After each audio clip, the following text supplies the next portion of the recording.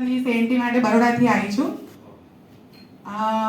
Last 6 વર્ષથી wastage બિઝનેસમાં છું. એની પહેલાંનું તમને કહું તો છેલ્લા 13 વર્ષથી હું જોબ કરતી હતી. ત્યારે હું કોઈ દિવસ 6-7 હજારથી વધારે ઇન્કમ નથી એમાં, અને જોબનો ટાઈમ બી 6 થી 7 હતો.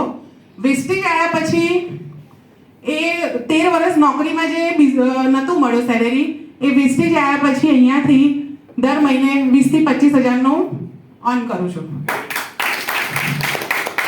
જ્યારે જોબ કરતી હતી ત્યારે જોબ ટાઈમ પછી હાઉસવાઈફ એટલે મીન્સ ઘરનું ને છોકરાઓને રાખવાનું એ બધું કામ હોય, એટલે બરોડાની બહાર બી કોઈ ટ્રાવેલ નહોતું કર્યું.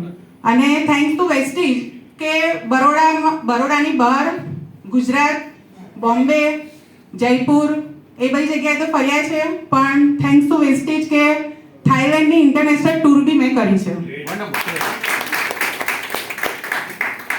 જ્યારે વેસ્ટેજ લાઈફમાં નહોતું ત્યારે મારી પાસે એક જૂનું વ્હીકલ પણ નહોતું.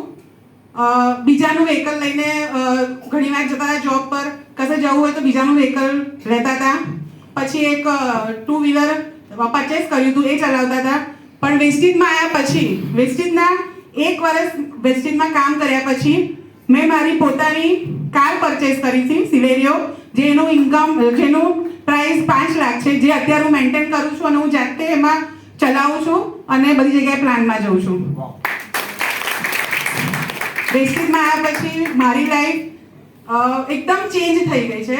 અને હું મારા પોતાને પ્રાઉડ ફીલ એટલે કરું છું કે મારી સાથે જે મારી ટીમમાં આજે 2000 લોકો છે, એમાં 80% મારા જેવી લેડીઝ છે કે જેને આજે ઘરમાંથી જોબ માટે ના પાડતા હતા, કોઈ ભણેલા નથી કે કોઈને બાળકોના લીધે ઘરની બહાર નથી નીકળી શકતા, એ બધા